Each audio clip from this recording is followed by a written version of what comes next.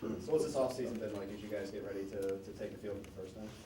Well, going back to the fall, I mean, it's been a really good offseason. The guys have had a lot of intent, a lot of energy, and, really have focused on trying to get better versions of themselves each and every day. And we're a much closer knit group this year than we have ever been. So it's been a fun group to watch. What do you think is going to be the most difficult thing to replace from last year's team? Well, I would say, experience in some areas, but I think that the guys that we've had to replace with other guys, I think they've done a good job of being able to take what they've learned each and every day, and the guys that have been in the program have done a good job just talking to them about what to expect. Before we started fall practice, what to expect. Coming back in the spring, what to expect with spring practice, and really just trying to carry over from the fall and just getting a little bit better every single day. The motivation, the feeling coming off of last year, I mean, I don't know if there's any more motivation, but kind of just give us the feeling of how you guys are going into this season mentally with that approach. Well, I think last year, I've said this a lot out in the media, losing in the conference championship game has been the best thing that's happened to ECU baseball, from last year's not so good season. And the reason is it made us look ourselves in the mirror a lot, not just myself, but our assistant coaches, our players, and we knew we needed to get better.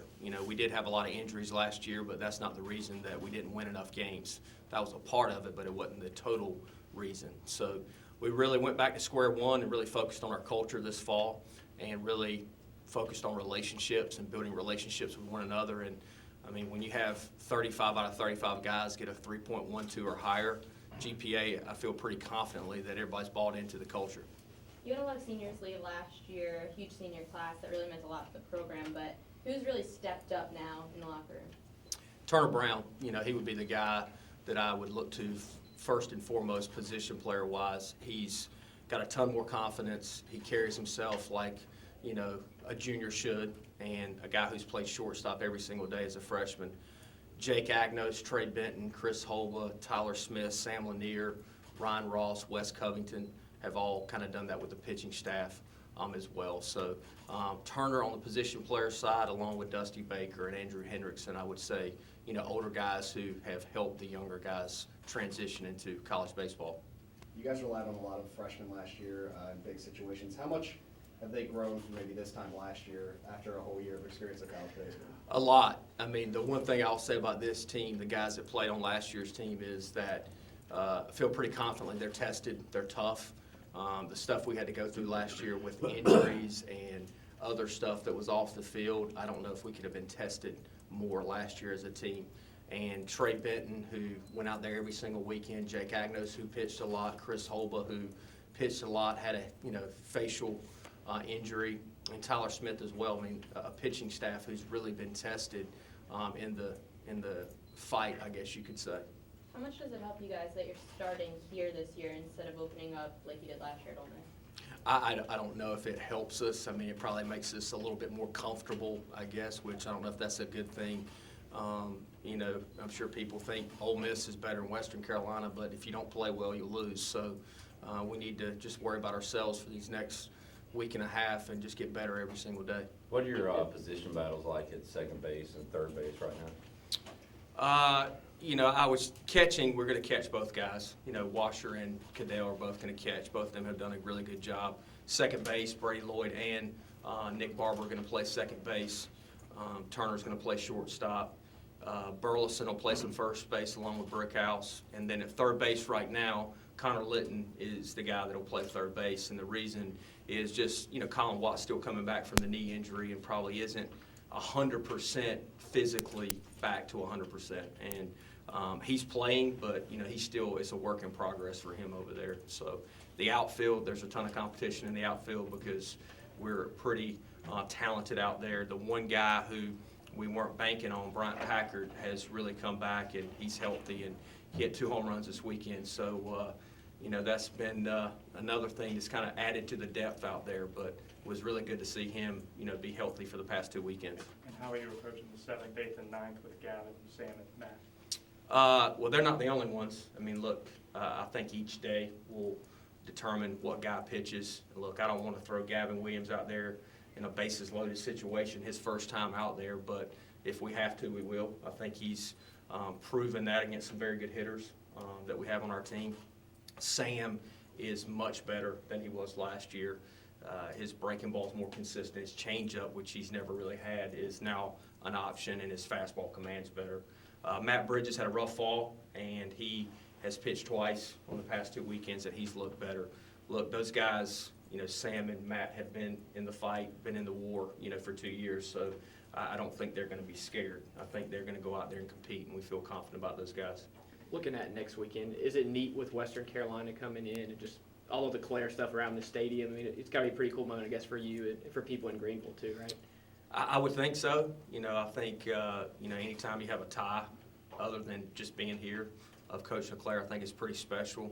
His daughter graduated from Western Carolina, so I think she'll still pull for East Carolina, but, I think the guy she's actually dating was a player on the baseball team. So there's a lot of ties, a lot of connections, but when February 16th rolls around, it's going to be all about trying to win the game.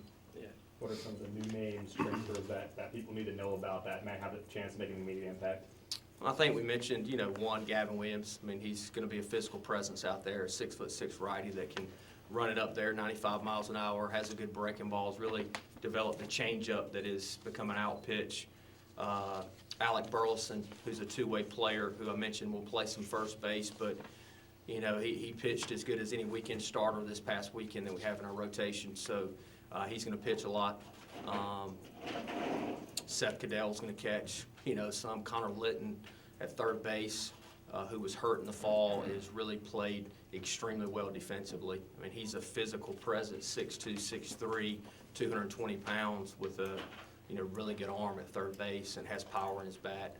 Chandler Jenkins, an outfielder for Catawba Valley, was Division II Junior College Player of the Year, has swung the bat well, offensive presence, and I think some pitchers that I'm leaving out probably, but we have some older guys that will probably get the first shot, and then we'll go from there. I'm not sure if you watched the game last night, but you turned 40 over the weekend. When you see Tom Brady at 40 doing what he's doing, what do you think? I don't have the services that he has each day to make my body feel that way, so I wish I did have the massage person come in and massage me every day like he does in his house, but it's pretty impressive what that guy has done physically, because I know what my body feels like right now, and that guy's taking hits by 300-pound linemen, so my hat's off to that guy for sure. How is Hova with his arm? Did he pitch this weekend? He did not pitch this weekend. He will pitch on Sunday. Hopefully he'll go 3 innings. So, as is scheduled, he will pitch on Sunday, opening weekend. But you talked about making the program tougher last year. What in the offseason, what have you done to, specific things that, hey, we're a tougher team this year? I don't know. I mean, look, we went back to the basics, and, our motto is toughness over talent. It's not about you, it's about us. But, I don't think we changed a lot physically. I think we've probably challenged them mentally. We've challenged them to be better teammates. We've challenged them to love one another more. Just with the way society is, it's such a me thing. It's really been an emphasis of ours to really focus on our teammates and be selfless and to help one another out. And, Andrew Hendrickson and Dusty Baker, I mean, 2 freshmen guys that they have kind of put in their hip pockets, Bryson Worrell and Josh Netterville, just to see those 2 kids grow, because they've been stretching with those guys every day, hitting with those guys every day, throwing with those guys every day. So things like that have made our program better. How has Dewanye looked so far, and is he going to stay in the leadoff spot, or are you going to look to move him somewhere 3 or 4? He's looked like Bo Jackson. No, he's just been awesome, and it's not necessarily been his production. It's been the smile on his face. It's been the way he's shown up every day with intent to try to help us get better. And Dewanye is such an infectious person, has such a great personality when he brings it to the table, and he's done that. He's made our team better just by showing up every day. He's looked great.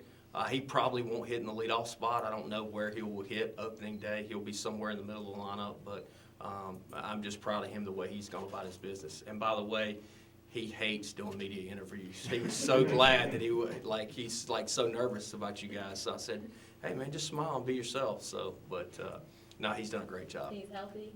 Healthy, yep.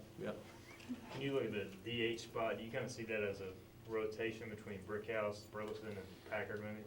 I know. I mean, Packard's been the guy that's thrown us a curveball. I can tell you this: if Bryant Packard's healthy, he's going to play on Friday, February 16th. That's all I can tell you. Where he's playing, I don't know yet, but he's going to be playing somewhere, and he's going to be hitting at the top of the order the way he's been swinging the bat. You kind of hit us with some news there with the Sunday thing. Do you have a weekend rotation officially ready to announce yet? Or I need to talk to the guys first, but I'll let you guys, run with it. But I need to talk to the guys. But, this weekend, if you come to scrimmages, you'll see the guy that's going to pitch on Friday. The guy that's going to pitch on Saturday will pitch on Saturday. And I just told you Chris Holwell's going to pitch on Sunday. So I'll let you come out here and watch that, all right? Coach's schedule again this year is a great schedule. You got a lot of good competition. Yeah, it's really, really difficult, and it's going to challenge our guys. But like I said, our guys that were in the program last year, I felt like were tested in more ways than you could ever draw it up with adversity. So I'm pretty confident that we're going to be able to go out there and handle each day individually. And our pitching depth is so much deeper this year than we've ever had before. And we have some frontline pitching, some guys that have stuff and can pitch. We've had guys who could pitch in the program in the past, but maybe not, electric stuff. But when you talk about Trey Benton, Jake Agnos, Chris Holba, Sam Lanier, Gavin Williams, I mean, those guys got real stuff. And if they can pitch along with it, which they've shown us to this point, then we're going to be in good shape. Coach, also with the schedule, not a whole ton of traveling here early in the season. Was that intentional or just a happy coincidence? It really wasn't intentional. It's just kind of a coincidence. We always want to go on the road for one weekend, so we're going to Charlotte. The Washington trip was not planned, and it's made our schedule probably a little bit more difficult. But like I said, it'll be an opportunity for our guys to go out and play a really quality opponent on the other side of the country and see an area of the country that probably most people haven't seen before. You talked about turning 40. I actually didn't talk about it. Well, someone's asked you about turning 40. Moment of reflection, have you changed at all as a head coach since you got here? Have you become older, wiser? If so, how? Yeah, I think it's a process, like everything else. And you look back to your first year, you're just trying to make these guys as tough as possible. We were not as talented as we needed to be our first year, but we won games because the kids were tough and went out there and competed. And, then our second year, we probably were inconsistent, were inconsistent throughout the year, and we got hot at the right time. And, probably I think guys within our program probably felt like, man, this is somewhat easy. I think we won too fast, probably, if I had to, pinpoint something. And, I've taken the blame for last year, and we've just been better at developing people. And with this way the generations are with these kids, you have to develop the people because they just don't understand about being selfless. They're not raised that way, and just it's all about the team. And I think we've done a better job of that this year. Ronnie Battle passed away. Yeah. Just can you touch on him real quick? Because that sounds like something he would say. Yeah, I tell you what, Coach Battle, who saw me grow up, and then I had an opportunity to work with him, and I told our coaches this story the other day. He just welcomes me with open arms, this 24, 25-year-old, ball of energy that's just ready to, try to blow up the world, so to speak. And so I was working with the pitchers and the catchers. I was calling pitches, and spring break we were playing a team from up north, and we were getting beat pretty bad. He's like, hey, just go out there and coach third base. And talking about a 30-year-old veteran, or 30-year veteran of baseball who'd won a lot of games. And so ended up coming from behind and winning that game. He goes, hey, you start, running the offense. So here I am, a 24, 25-year-old guy calling pitches and running the offense, and like a legend's in the dugout. But you talk about a guy that was just all about the kids, and it wasn't about the wins and losses. And how I've grown, there's nobody that's more competitive than me, but it's about the relationships you have with these kids and the way you develop them, and the wins and losses will take care of themselves. And Coach Battle definitely, taught me some of that. Cliff, you hit on taking the blame for last year. I remember right after the season ended, you chose to put out a statement yourself on Twitter, and it started with saying, I'm sorry a couple of times. Do you really take that much responsibility? Did it hit you that hard? No, I just put it out there and did it. Yeah, I take responsibility. No, look, all great leaders take responsibility for everything that happens underneath them. I'm the head baseball coach. Everything that happens within our program, I'm responsible for. So when we go out and don't perform at the level we need to, it's my fault.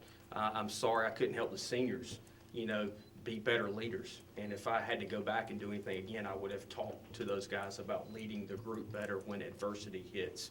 You know, Cruz and I have had a lot of conversations this fall, and the thing he talked about was, Coach, I didn't lead when I was hurt. And that was the thing that, with guys who were hurt this fall, that we did a better job of. It's like, hey, stay engaged, help somebody out, be next to them when they're taking ground balls. And I could have helped Cruz do that, and I didn't. And so at the end of the day, it is my fault. I'm the head coach. That's why, you know, they pay me the big bucks, I guess, so to speak. But you have to take ownership, good and bad. If not, then you're not a good leader.